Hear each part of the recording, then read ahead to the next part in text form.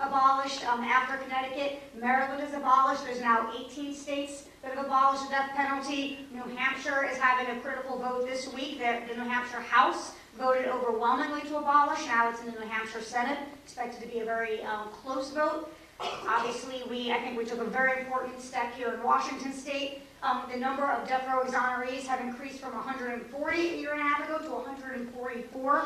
4 more people who were convicted beyond a reasonable doubt. Their innocence, 4 more people just on death row. Far more if you're looking at the total incarcerated population. Their innocence were proven. So the struggle continues, and we are growing in strength. We're growing in momentum. And I think a lot of people in this room are already part of that struggle. And if you're not yet, I hope when you leave today that you will choose to be. I want to make sure, I think we probably don't have time for a lot of questions, but I hope we have time for a few. Elizabeth, what do you think we have time for? Yeah, for time's it.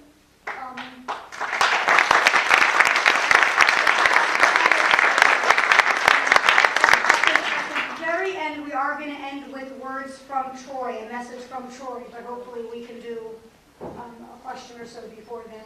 Sure. Okay. I apologize for not being able to know everybody's names, but I'll try to take staff as best as I can. Maybe 2 or 3 questions.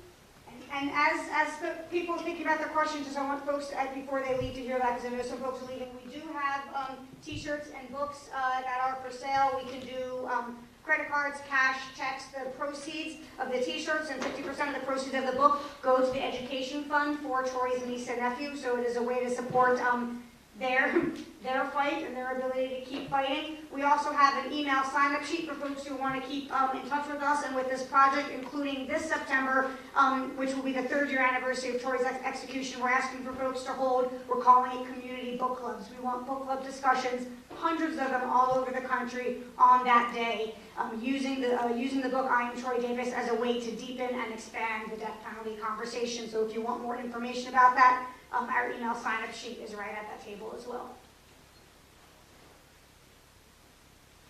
One reason we're rushing out of here is that these are the hardest working folks on the book circuit. They're going to Orca Books after just a couple hours, so that's one reason why we're trying to rush out of here. It's not because they don't like you. Yes? Often enough, all too often, it feels like the deck is stacked when it comes to the U.S. So-called justice system. What sort of advocacy, legal advocacy, or otherwise, do you felt was most effective on your brother's case?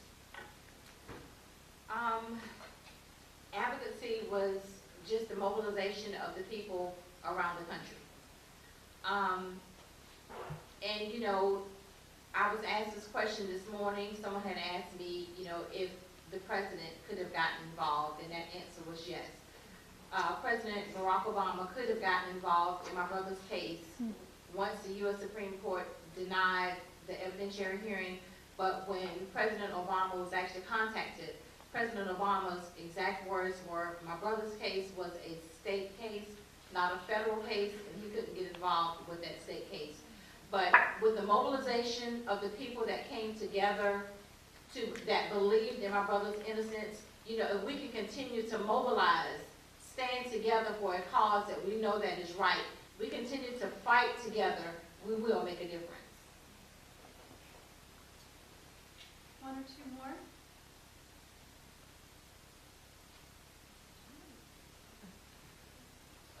My name is Shimon Samuel Andrews, and I study law, constitutional law. My question is more pertaining to the autopsy of the police officer. What kind of photos did they want in the autopsy? I couldn't hear the question if you want to repeat it.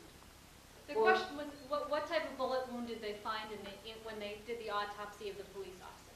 It was a .38 caliber, which was the exact 38 caliber. Sylvester Coles actually told the police when he went to the police department that he carried the .38 caliber, and it was a .38 caliber.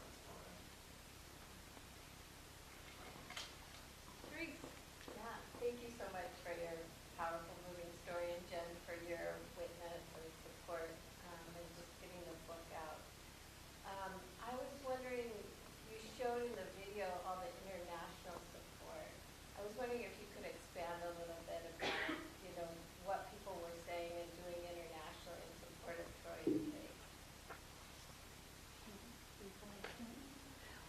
know, in London, they actually, the British Parliament, they actually stood and had petitions and stuff signed, you know, asking for the states to halt my brother's execution. So there was a global mobilization all over the world. We had gotten petitions, letters, different things from people.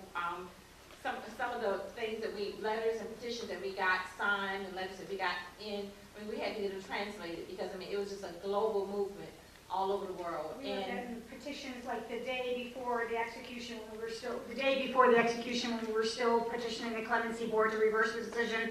We got a stack of, you know, thousands of petitions signed in Germany. You know, I mean, they were coming in, literally flooding in from all over the world. Yeah, because I know at the parole board, they said that we had one at the parole board, and like they said, they had about 6 to 7 fax machines at the parole board that were just shut down because of all of the faxes, you know, that were still coming in that same day. That's despite the ones that we actually walked in as well.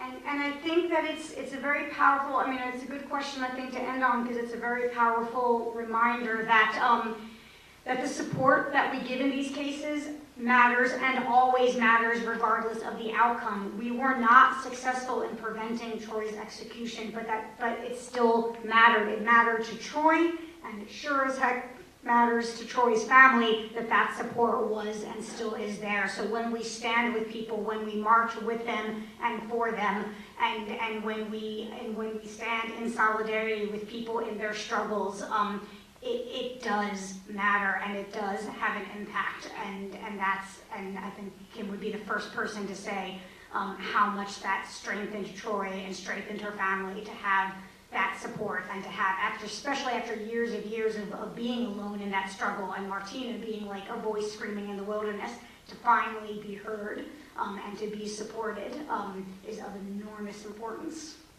And the fight to clear my brother's name is not over. It's not over. You know, we're going to continue to fight to clear his name. We're going to continue that fight. And I think the most powerful words to end on would be Troy's words himself. And this was Troy addressing, shortly before his execution, addressing a group on a phone conference call, a group of students and a group of activists. So, addressing you.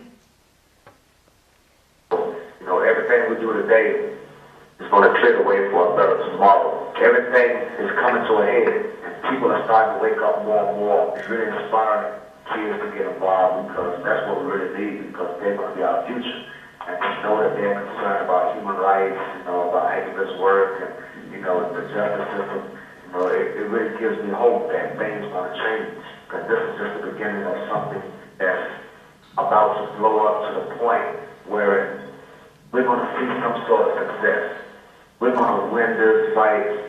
We're going to continue to open eyes. We're going to continue to open these prison doors. We're going to continue to hold accountable all those that are in charge of these unjust systems. And together, we can realize that if we let our voice and activist work be seen and be heard, that there's nothing that we can't change a positive aspect of this world. You know, we can correct all the wrongs if we just continue to stand together, and that's what's most important. We need to continue to stand together and educate each other, and don't give up the fight.